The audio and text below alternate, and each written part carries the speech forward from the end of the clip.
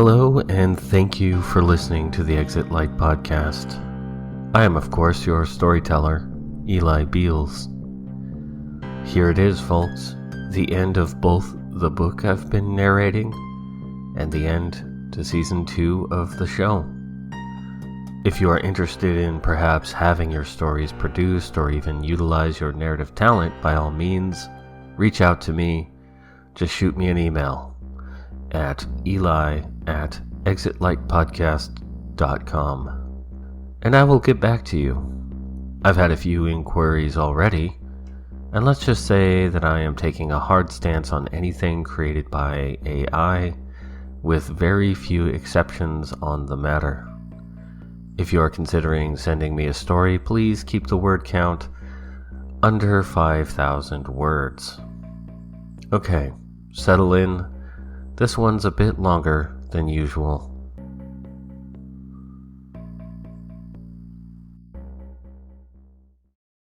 Journal entry dated March 13th, 2015.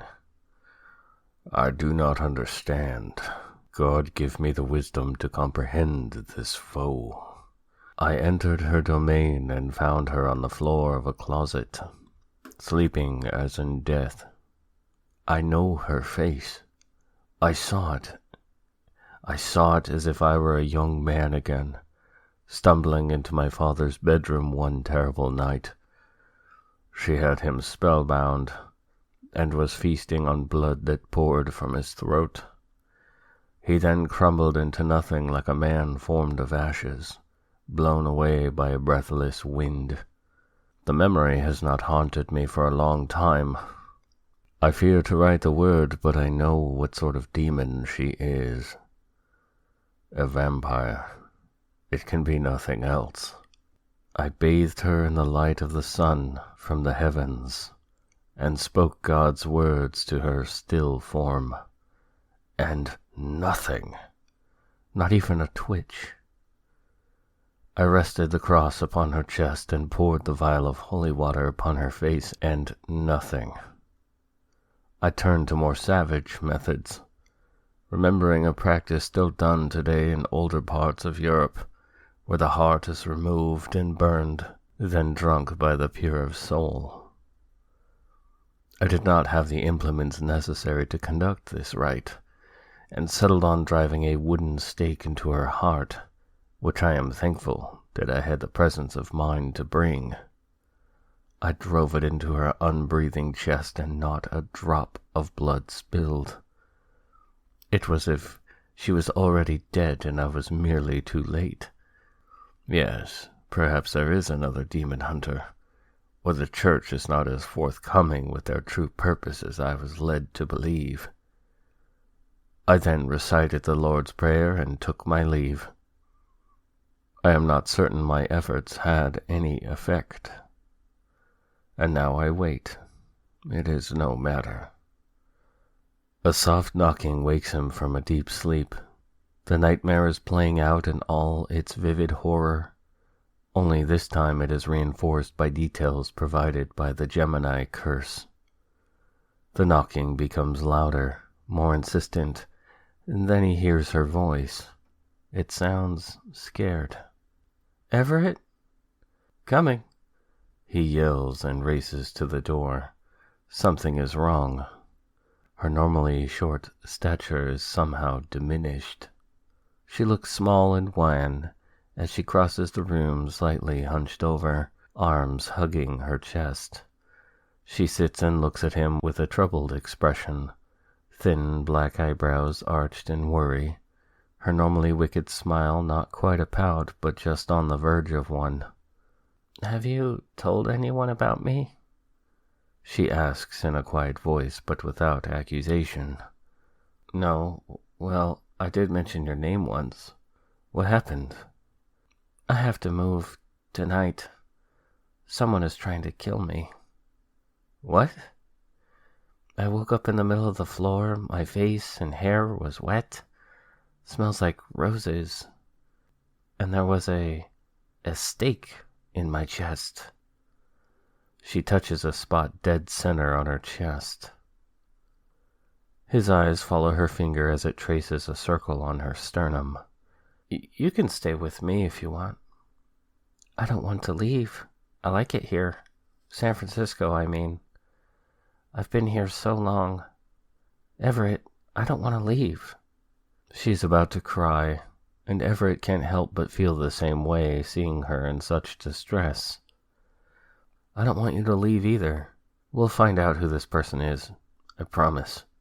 What if the next time they succeed? What if they cut off my head and jam garlic in my mouth, or burns me while I'm sleeping? They won't. Besides, I don't think that will work anyway. You can't die. How do you know that? She asks uncertainly, tinged with a sliver of hope in her voice. He goes to his kitchen counter and comes back with a book and shows her. A book? Yeah, it's been very insightful. She takes it and opens it to a dog-eared page and reads. Everett watches her face as she does so, and is not surprised to see mild interest turn to voracity. Her fingers trace each line in rapid swipes and suddenly looks up in shock. What? How does...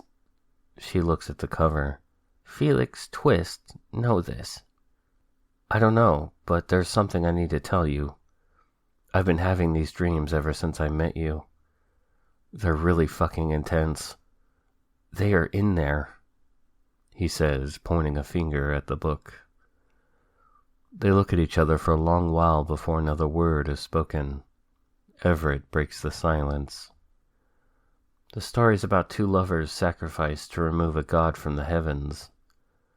The god is one of two guardians of the gate to the underworld. If we look outside right now, we can see the constellation Gemini, considered to be the gateway to the netherworld by the early Babylonians. Nergal and Ereshkigal, lovers. Their eyes meet. A jolt of excitement, a promise, a sudden threat of pleasure. So what's that mean? Everett takes the book and flips through it, stopping near the end. Yeah, here it is. The 6 most powerful priests gathered to bind the god Nergal to a man. Could be a woman in your case. Anyway, they diminish Nergal, and his star in the heaven fades, which the Greeks call Castor. The other is Pollux, which is Ereshkigal, who still shines as brightly as she did, diminishing his power and ability to escape the netherworld again. They then burn the man's lover on earth alive, and bound their spirits together by choking him with her ashes.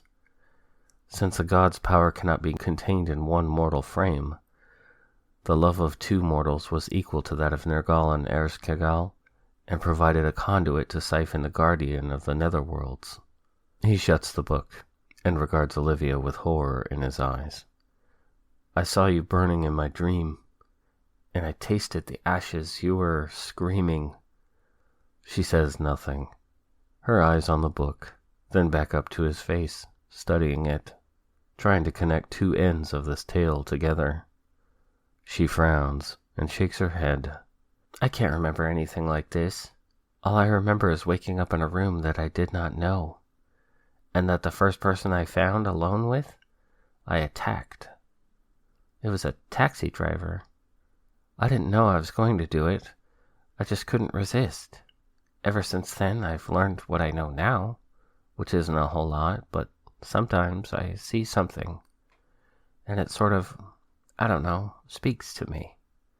Tells me I used to like this color or that flavor of ice cream. What is your favorite ice cream flavor? The question is ridiculous, he knows.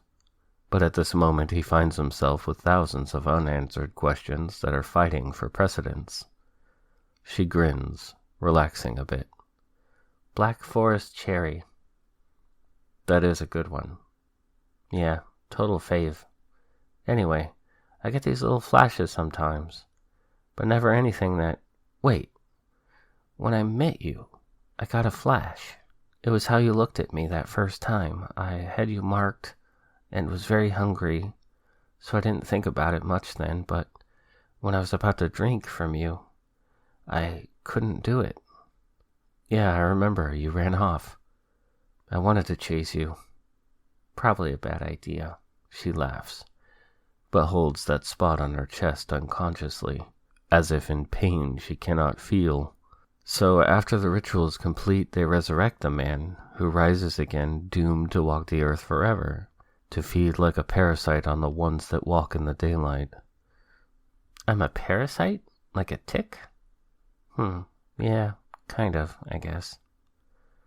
But Ereshkigal acts upon seeing her lover fade.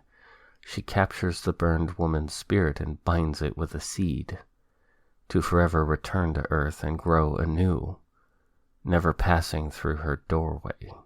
Only thing that doesn't make sense is that I'm a girl. I'm supposed to be the man? Thought about that too. Could be irrelevant or something else.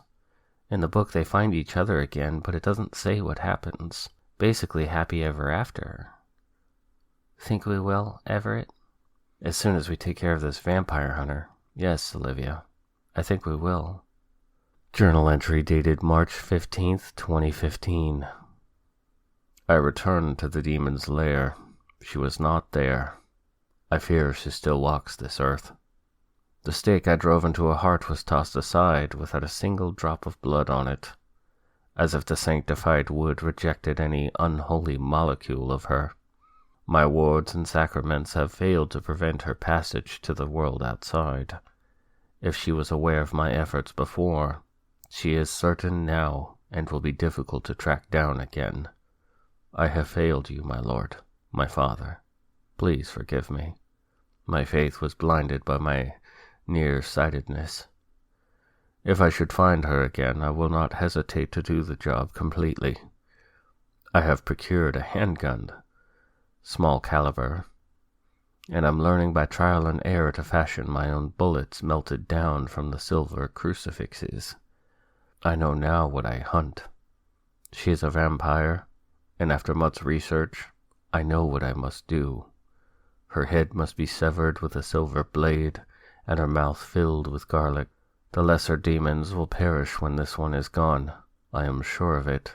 I cannot rest until this grim task is done. I will gain your favor again, Lord of Lords, highest of high. Morning light pries his eyes open like bright fingers, and his first sight is of Olivia. He gets up reluctantly, wanting to share her oblivion, her silent repose. He pushes a raven lock of hair aside to kiss her cheek, and sets off to do some mundane things only the living are burdened with. Shower, shave, brush teeth, use the toilet, flush, watch himself age in the mirror. He dresses and opens the fridge to see nothing really good to eat, save for some slices of Swiss cheese, some mustard, sweet pickle relish, and about 5 beers that claim to be British, but are bottled in St. Louis. He grabs the cheese and heads off. He has lost weight, and he thinks he should go buy better-fitting clothes after his shift at Cover to Cover. He has been wearing the same outfit on his outings with Olivia, and feels a desire to impress her. Arriving at the shop, he is shocked to discover that he has arrived before Glennis. She always opens the place, even if she doesn't always stay all day. This inconsistency doesn't bother him until about a half an hour passes. He calls her home. No answer. She doesn't own a mobile phone out of a matter of principle.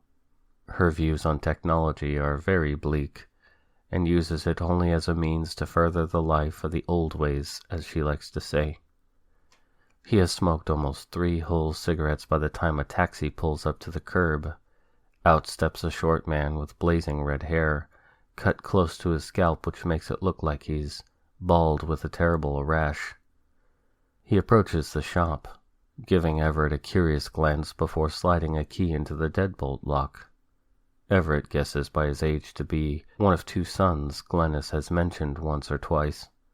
He can't recall the man's name, but he thinks it's something like Jared or Jack. He goes with the former, so as not to be misinterpreted as a slight. Jared, right? The short man turns his head while jiggling the key in the lock. Jack, who are you? Everett, I work here. Where's Glennis? Oh, you don't know? But of course now he knows. Jack's tone says it all. Glennis is dead. Everett feigns ignorance, but is expecting some miracle that it is something like Glennis was arrested for public disorderly conduct, in the hospital for something, won a trip for 2 to sunny Las Vegas for 3 days and 2 nights. No, what happened? She passed away yesterday. Liver disease. Oh, I see. Jack manages to unlock the door by pulling on it, to give the lock a little slack so it can be released. The mausoleum of books yawns before them. Aged paper and old adhesive smell hits them full in the face. The store is a mess. The books are scattered all over the floor where emergency-type professionals came in like a herd of bison to wheel Glennis out on a gurney, knocking down the carefully stacked towers of literature. Everett notices flaky crumbs covering the keyboard as he follows Jack to the storeroom where the shop books are kept in an ancient file cabinet that screeches like jagged glass shards keening on a slate board when opened or closed.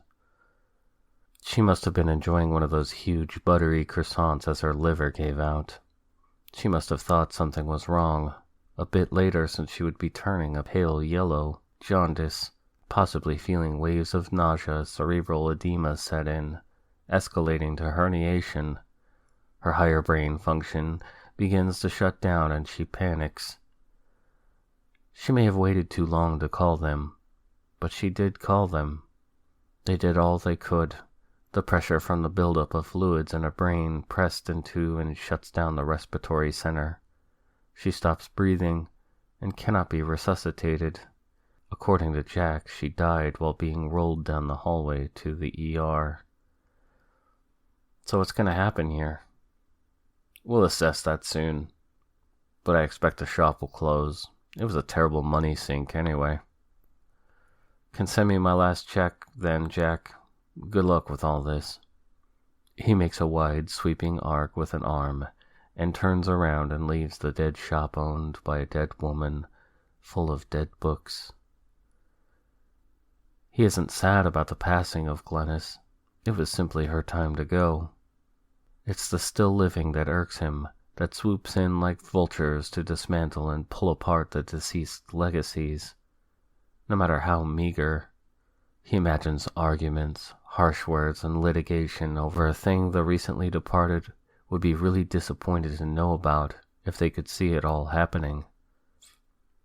He heads to the mall to mourn Glennis with some retail therapy. His shopping takes 3 hours. He spends about $400 and walks out with a small bag with 5 items inside. A new pair of pants, 2 shirts, some leather boots, all black. Also in the bag is an ornate crucifix necklace for Olivia and some socks, which match the rest of his attire. This is a new experience for him. $400 would have gotten much more stuff to wear, mostly printed t-shirts with stupid shit on them, and off-brand blue jeans that he'd never wash, just throw away and replace at some point. He requests an Uber ride. The driver's name is Jacopo. Jacopo arrives in 3 minutes in a silver hybrid vehicle of the Wedge model, and 10 minutes after, he is walking up the stairs to his apartment. It is almost 2 p.m. She lies there, just as he left her, her still form in peaceful repose, angelic with blue pallor. He carefully wraps the silver chain around her neck and pats the cross that nests between her collarbones. The daylight is harsh in the room, so he draws the curtains and sits at his kitchen table in the dimness, pondering the portents of the Gemini curse and what it means for them. He falls asleep with more questions than answers. He is being gently shaken on the shoulder. His apartment is bathed in street lamp light, shifting from yellow to red for a time, then green. Olivia pulls his chin around to meet her gaze, and she giggles. "You're snoring loud enough to wake the dead." He just smiles and glances at the microwave to see the time. It's 10:30 and well past sundown. He can feel the warmth from her hand that tells him she has fed, but is still hungry. Thanks for the necklace. I love it. Had to get it. My boss at the bookshop died yesterday, so I had the day off and went shopping. I noticed. Got you some food while you were snoring. He realizes he is starving. Having eaten nothing but a few slices of cheese all day, he looks for this food she has mentioned. She backs slowly towards the open bedroom door, her figure lost in its shadows, and he follows her. She blindfolds him with a silk tie. It is black. He knows this because it's the only tie he owns. She takes his hands in hers and pulls him to the bed and turns him around. The edge cushions up against his calves and she shoves him lightly, only hard enough to send him down onto the mattress. He is about to say something when something cold and round is popped into his mouth. It has a smooth texture and a tart taste. He chews it. It bursts into purple sweetness. A grape.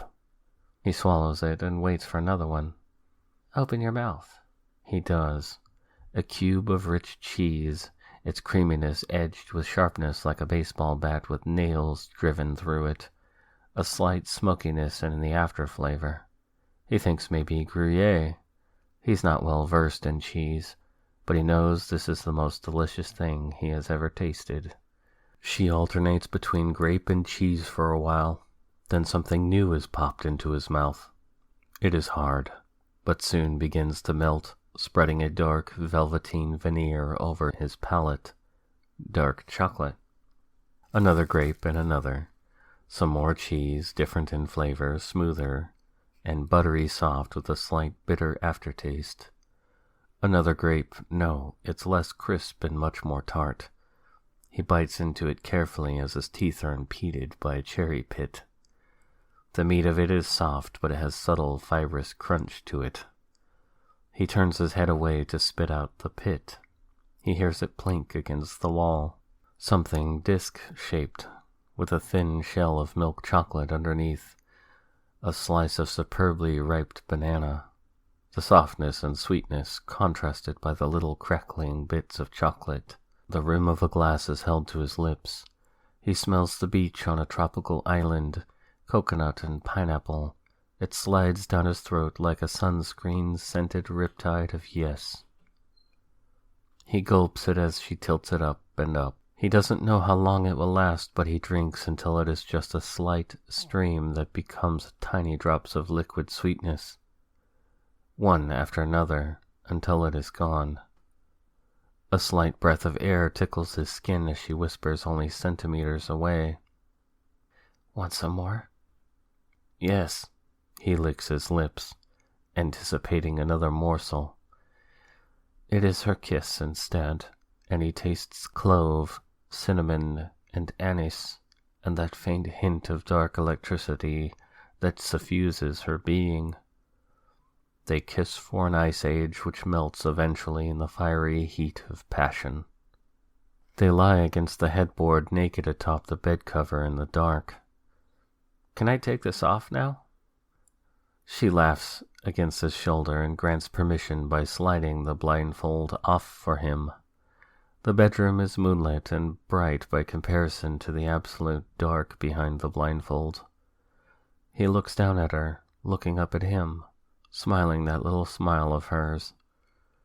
She is wearing nothing but the necklace he gave her. Her body is cold from the fallout of pleasure, and he knows she has to go out again. As if reading his thoughts, she leans up and kisses his cheek in a quick fluid motion before rising to dress. He watches her slip into one layer after another, lace, silk, and leather. She is dressed to kill, and he gives her a little wave as she leaves the room. She peeks behind the half-closed door, one large eye aimed at him, silently telling him, "I'll be back."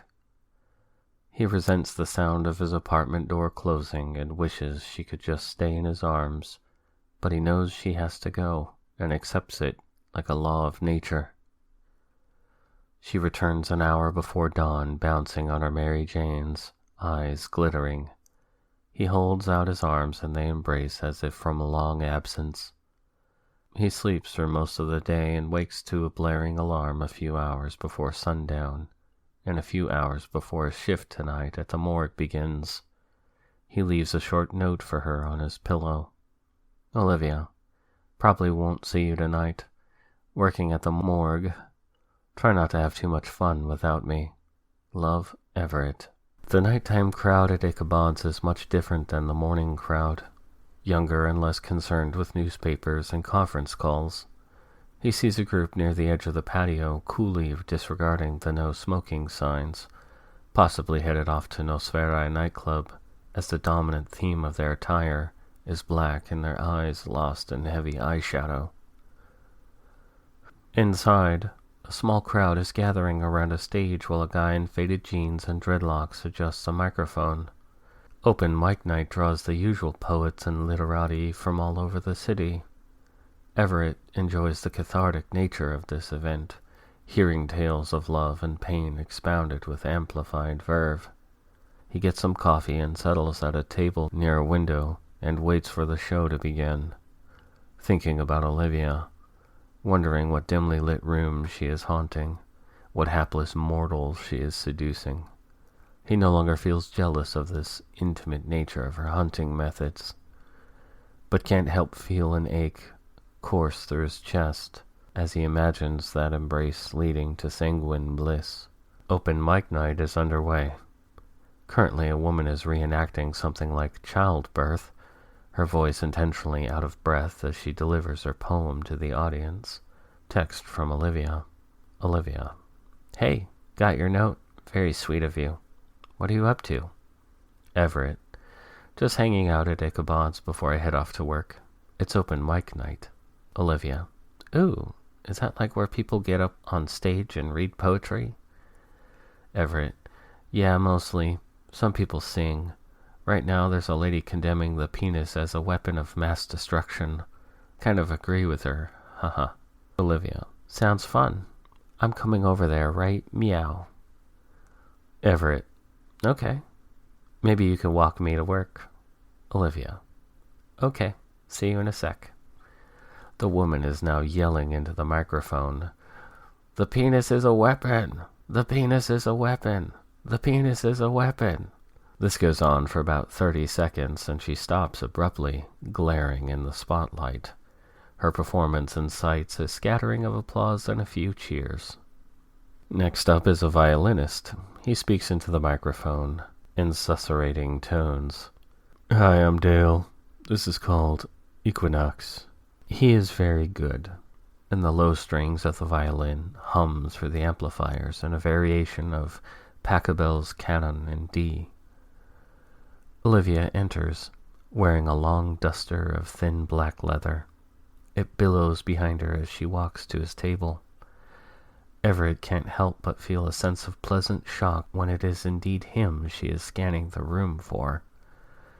When their eyes do meet, that expression of recognition and elation turns the shock into a gripping high-voltage conduit.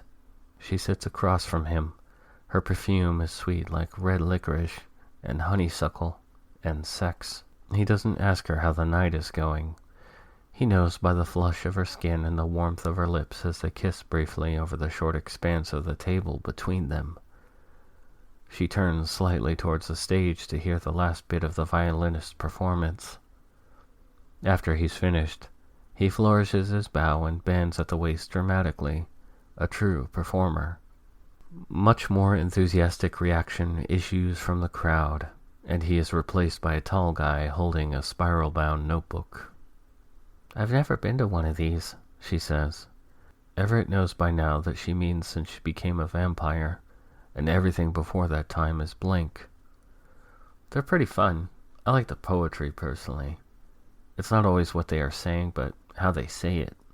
But yeah, sometimes it's pretty bad, and even then it's still entertaining.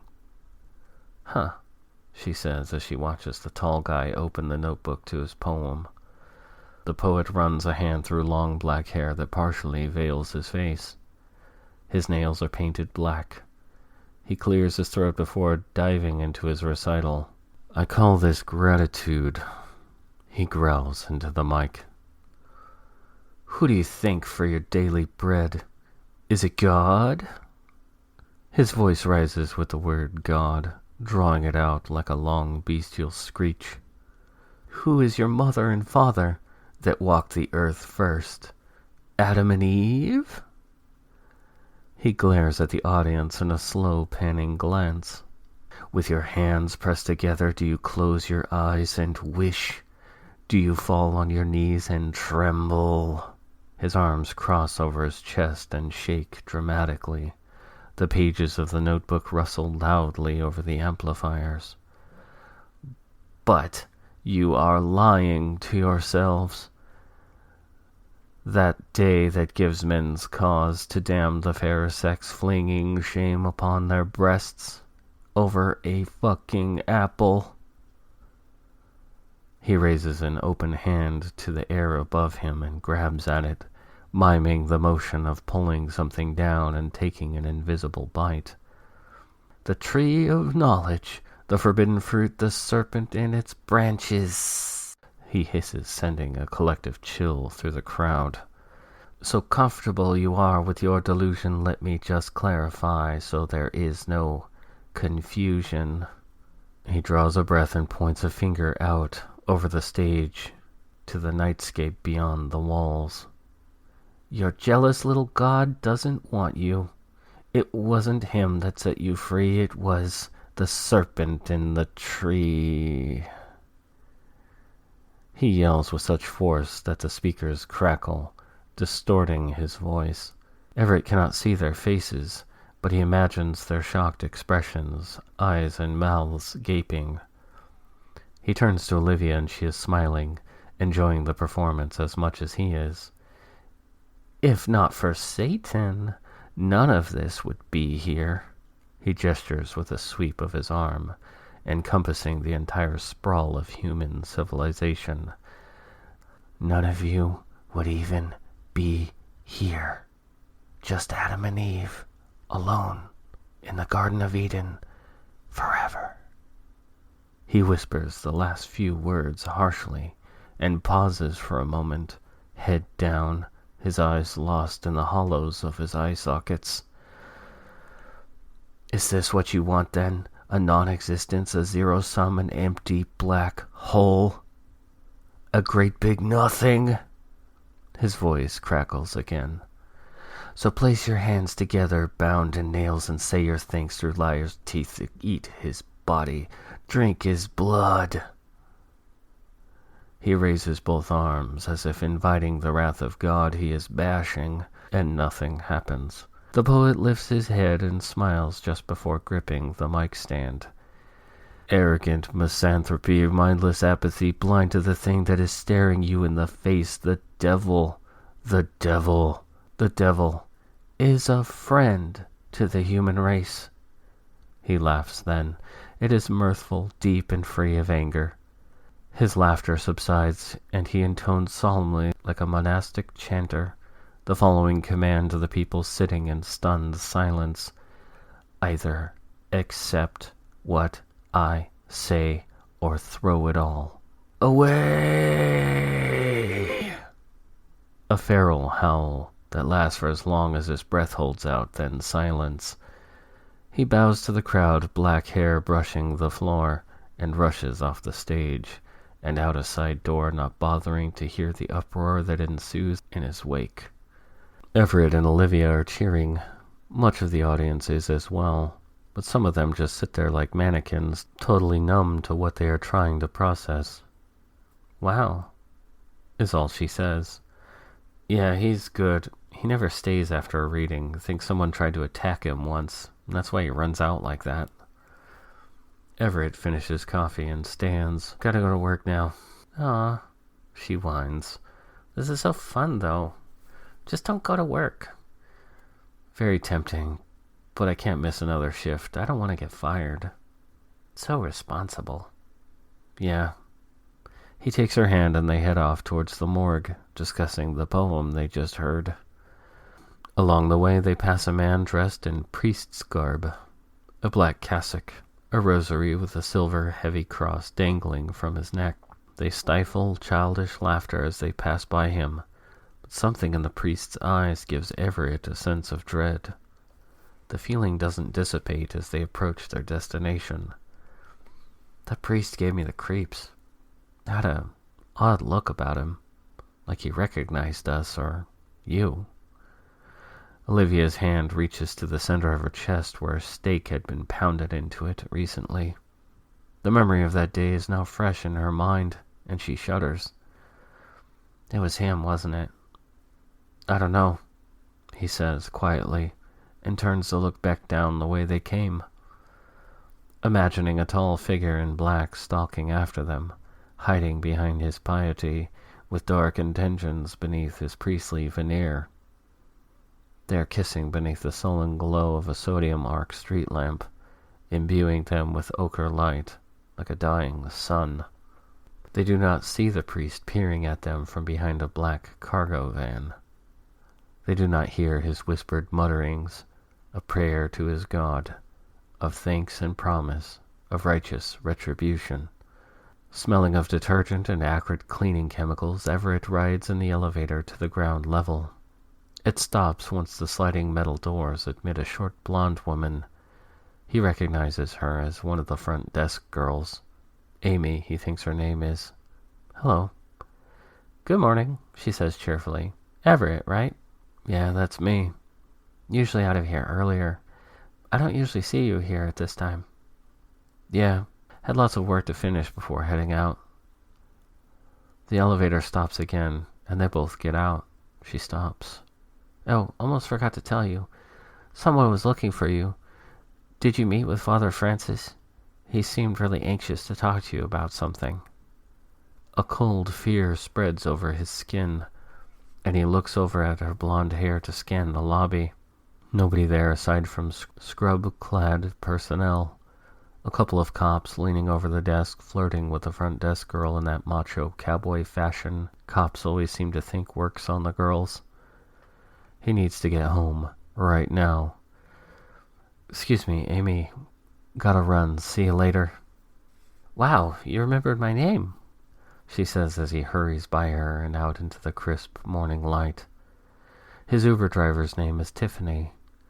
She arrives 4 minutes after he requests a ride, and soon they are headed through the financial district and up the hilly streets to his home, to Olivia, hoping beyond hope, not discovering Father Francis doing whatever that look in those eyes seemed so intent on doing. He thanks Tiffany and accidentally leaves a $10 bill on his seat before bounding up the stairs to his apartment. He unlocks the door and rushes in, turns the corner to the bedroom door, opens it, and sighs in relief as he sees her lying there peacefully on the bed in the curtain's filtered light. Good. His heart is racing still, and he turns quickly to go shut and lock the door when something hard crashes onto the back of his head. The walls go all horizontal, and he is falling. The white paint fades to a dark gray, and the hem of a black robe comes into his waning field of vision before sinking into unconsciousness. He is on the cold stone again, looking up at the slowly rotating tablet floating in the air above him. The hooded figures file out one after another, chanting. As another figure enters the cell, chanting becomes louder. And there are 6. He knows this, but is unable to stop its recurrence. He is forced to endure it again, and the pain begins as the separate voices coalesce into one great hammer that falls in terrible ringing blows in his mind. He knows what is next and tries to shut it out. As if flung over the edge of a gaping precipice, he awaits the inevitable crashing of his sanity into the hard floor of nothingness.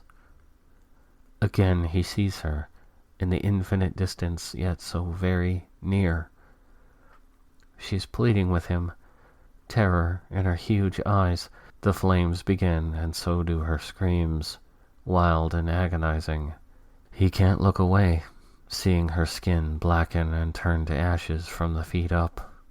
The chanting returns and he is gripped back to the stone. The tablet above is spinning madly, wobbling on some unseen axis. He feels his insides swelling.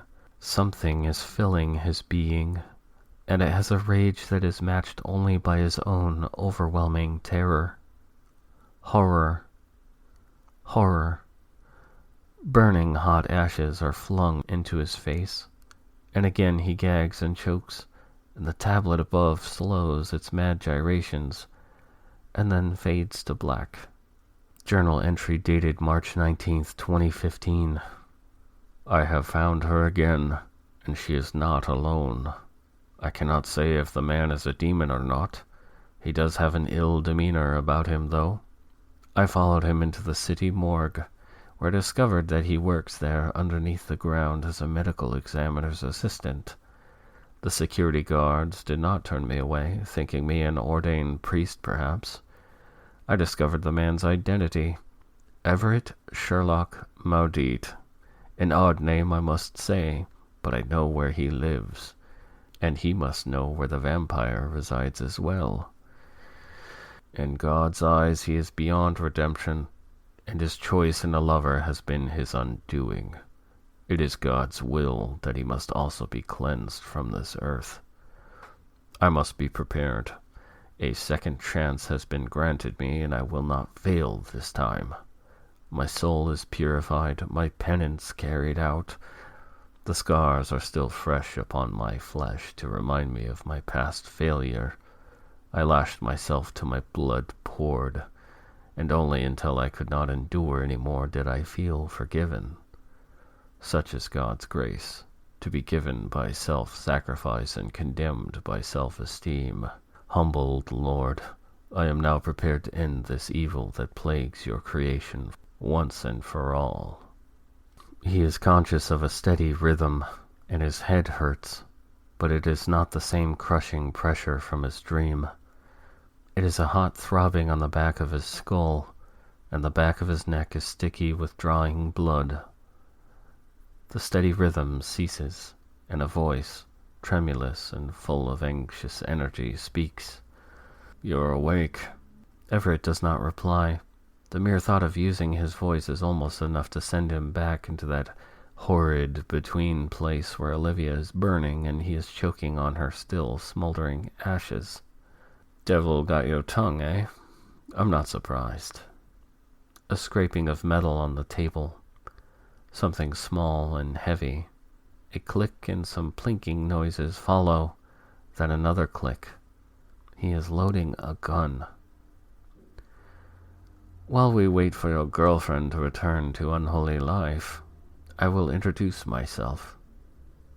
The room stops spinning, and endorphins begin to do their job of easing his pain slightly. He is aware that he is sitting in a chair. No, tied to a chair. He can barely feel his fingers, the knots are so tight on his wrists. "My name is Richard von Francis, Demon Hunter, and Man of God." Everett manages to lift his eyelids to allow the twilight into his retinas. It is a searing spear that lodges in his brain and twists, but he has to see. The priest stands a few feet away, regarding him with the look of a medieval executioner without his hood. Judgment and certainty are plain in his pale blue eyes. His smile is thin, and his jaw muscles clench. The man is enjoying this. "I have not met you before, but I have met her a few times. The first time was long ago. I was a child. How can this be? I am old, and she lies there the same as I remember. Young. The same." He trails off, deep in his own memories and horror. "I was supposed to be staying at a friend's house, and I was sent back to steal some beer from the fridge on a dare. So I was sneaking about the house when I heard her voice." He points a finger at Olivia. "'Twasn't my mother's sweet voice. God bless her. She was in the hospital, dying a painful, wasting death, when the harlot of the devil was seducing my dear father." He begins to pace again, and as the story is told, his steps grow faster. She was laughing, and my father was also. I crept to the end of the hallway. I could see them together on the bed from behind the banister. I saw them kissing, and my whole world shattered then. Betrayed, he says bitterly. Everett knows what is to happen next in the story, but doesn't interrupt. I couldn't look away, and that's when I saw her transform into a demon and rip my father's head off. She bathed herself in the shower, and all I could focus on was the rolling eyes of my father's severed head, and his mouth was opening and closing. He was telling me to get out of there, or I was sure to be next. Bless him. Everett doubts some of the details, but does not doubt that this man saw Olivia feeding on his dad, and lived to be haunted by the image for the rest of his life. I snuck back down the stairs and went out through the dog door in the kitchen and ran. I ran and ran. When I couldn't run anymore, I walked, and I found myself outside of a church, so I went in. Despite the shower of pain that cascades on his skull, he raises his head and utters 2 words. "Water, please." The vibrations from his vocal cords set his skull to throbbing. Of course, I am a just man. I do not creep in the night hunting the Lord's sheep, nor do I harbor such abominations. But I do not deny my enemies such modest comforts. Von Francis pulls some water from the tap into a glass and tips it to Everett's lips. The light outside is dying, a red glow fading to purple. Soon, Olivia will waken. You see, I tried to eliminate her once already, but she would not be undone. I used methods born of superstitions and old folk stories. My failure, I thought, was absolute upon returning to her lair to find her gone. He pauses, his self-hatred and shame silencing him momentarily. Everett begins to strain against the knots, hoping to get them loose. "You scared her," Everett says. "Of course I did. And she ran to you for protection." His laugh is humorless and mocking. "You were very easy to find. All I needed to do was follow you after seeing you together last night. So easy. If she were to have disappeared, I fear I would never find her again, to finally rid her evil of God's good earth." Von Francis threads a black cylinder onto the muzzle of the small handgun. "I know not how to destroy that thing, but I have several methods in mind, some clean and some not so. My last resort will be fire. Though many others may perish, it will be for the greater good. Any souls undeserving of this fate will find their way to God's open arms, of that I am sure." "You're insane." This doesn't upset Von Francis. He merely smiles a smile of utter conviction in his actions, though his eyes are ice cold. "Says you, and you're laying with the devil. Who's insane for that now?" He peers out through the window to see the sun vanish from the sky. "Almost time, I'd say." And sure enough, a stirring can be heard from the bedroom. Richard Von Francis holds an index finger up to his lips and steps back near the fridge, his weapon cocked and drawn at the bedroom doorway. Everett can see Olivia coming back to life. She stretches her arms above her head and draws in a deep breath. She exhales and meets his eyes. Her eyebrows come together as understanding dawns on her. "Everett, what the hell?" He tries to tell her with his eyes what is waiting for her, but she knows, and she doesn't give a shit. He is reminded of that first time they met. He almost dropped his phone, and she caught it, but he didn't even see her move. Her cold hands are tearing at his bonds. She doesn't see the man in black cassock aiming the pistol at her. He fires several shots, each making little piff sounds. Everett feels her body shake as each bullet hits her. She doesn't reel, doesn't respond in any way a living person would if they had just been shot 4 times. She turns and faces Richard Von Francis, self-styled demon hunter and serial killer of prostitutes, anyone deemed unfit to walk in his vision of God's good earth. She doesn't speak, and in the time it takes to blink, she is at his throat. He doesn't even scream, but his trigger finger spasms, and the remaining 2 shots are expelled in whispers from the silenced pistol. Everett feels them enter him in slow motion. The searing hot pellets of silver press against his side and force themselves past clothing, skin, and muscle. The bullets bounce off the hard bones of his rib cage and sort of ping-pong around in his chest, poking little holes in his lungs, liver, and pancreas. He is still bound to the chair at his ankles, and he leans forward, tumbling onto his face. The pain in his skull is amplified, but it is nothing compared to the shredding, red agony that permeates his chest. She doesn't know as she is caught up in the death of Richard von Francis, his face a grinning mask of ecstasy.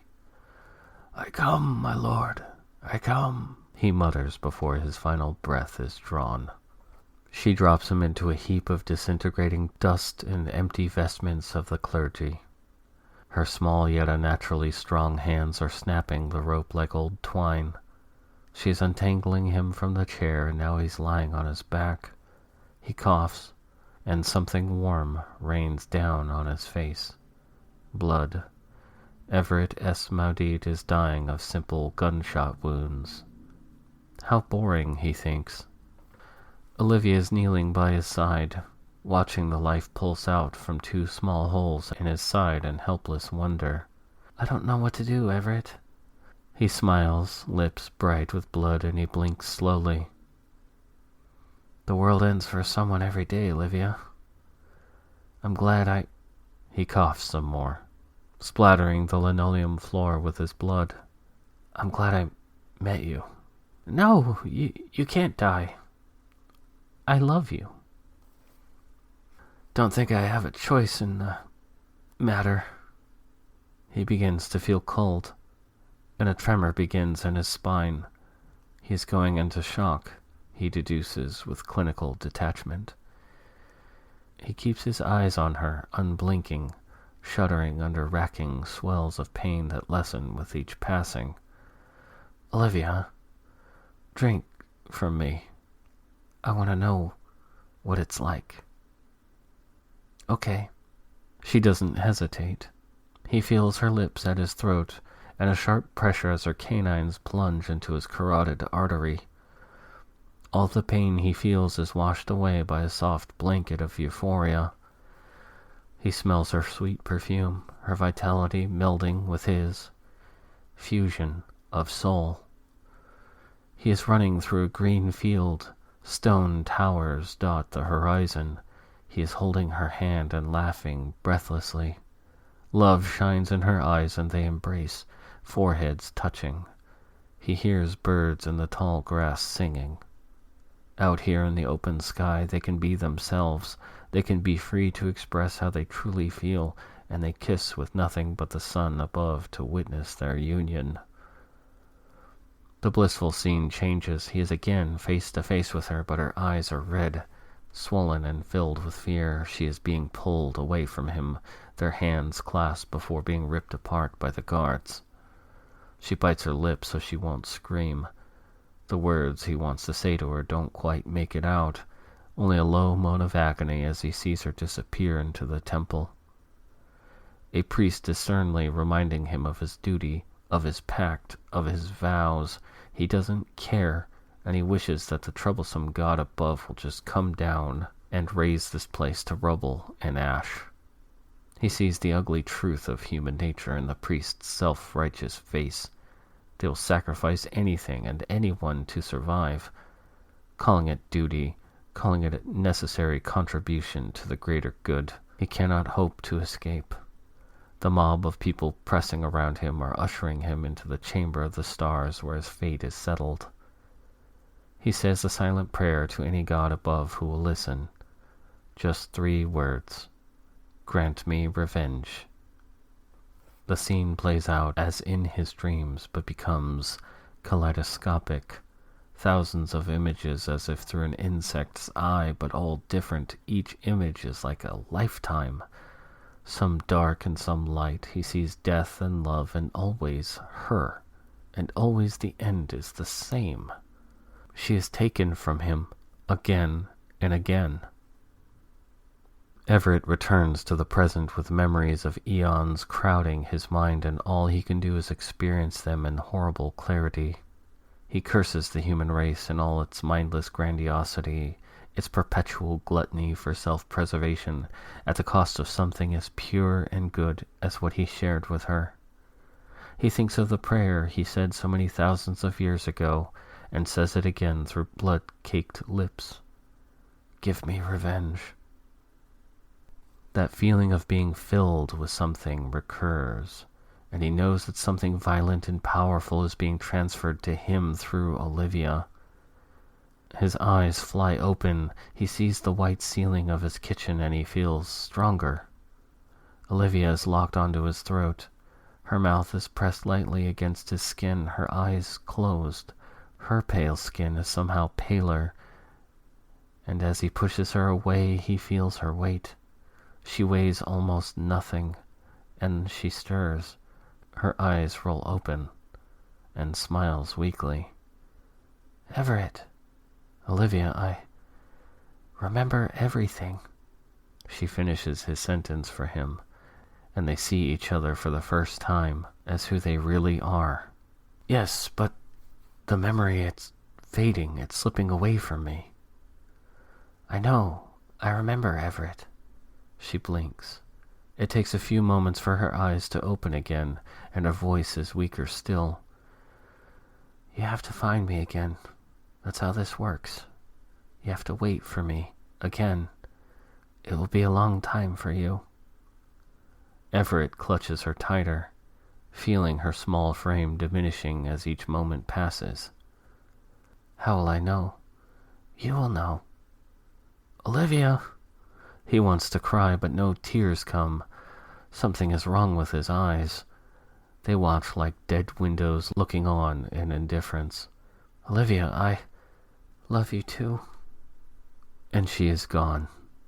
Her skin turns a dusty gray, holding its shape for a little while before collapsing in on itself. Powder and ash, and then nothing is left of the vampire, Olivia.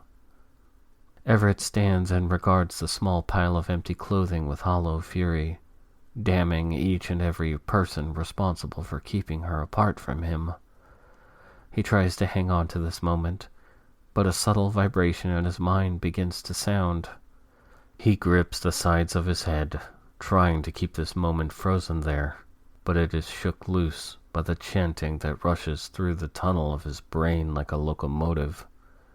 And as it exits the cavernous space that was once his memories, it is gone, and so is everything else.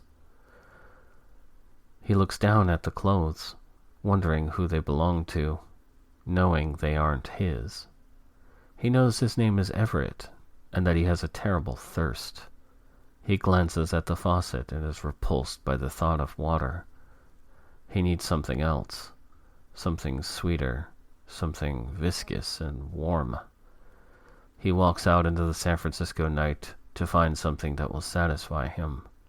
He reaches into his pocket and finds a necklace. It is an ornate crucifix on a silver chain. He finds it kind of gaudy, but it has a distinct appeal to him. Something in the back of his mind says to wear it. He puts it around his neck and fastens the clasp. He hails a cab, and as he settles into the back seat, he looks once behind him at the place where he was. His birthplace, he thinks. Where to? The driver asks in the rear view. Everett thinks for a moment, and upon realizing what day it is, he says, Nosfera nightclub, please. The man's eyes shift to the road as he pulls the car away from the curb.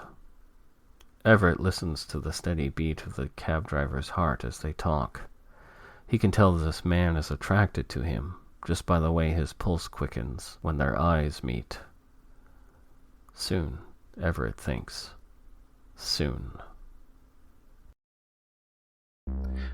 This concludes Soulbound, a short novel by Eli Beals. And since you are still here, I will tell you that I am currently working on a follow-up to this story, and will be more forthcoming with details as I get closer to completing it. Thanks again for listening, and I will see you in Season 3.